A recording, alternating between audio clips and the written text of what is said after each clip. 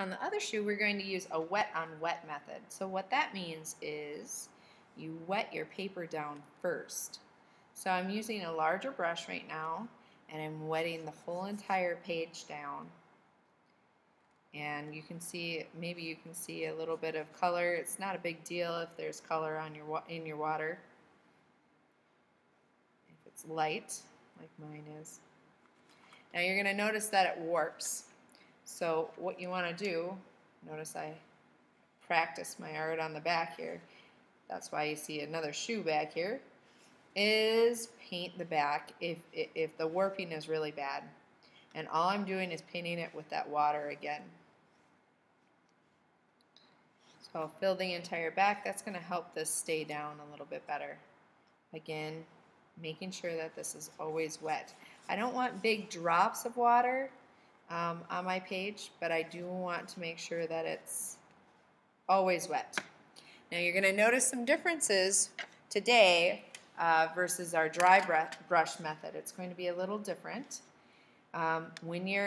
Whatever you did before, so on my other artwork, I used cool colors in the background and warm colors inside my shape, and I need to repeat that again.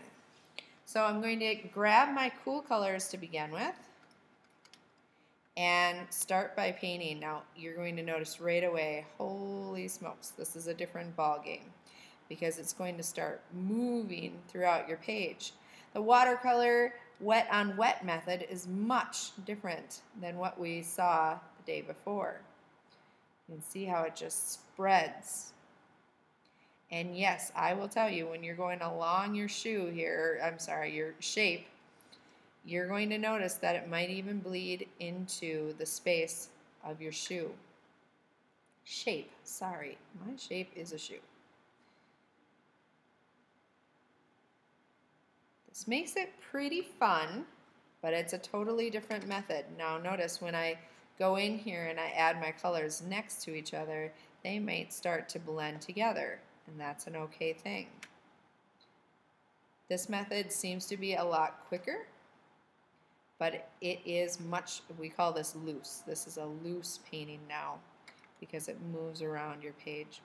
So you're going to complete this on a wet on wet method.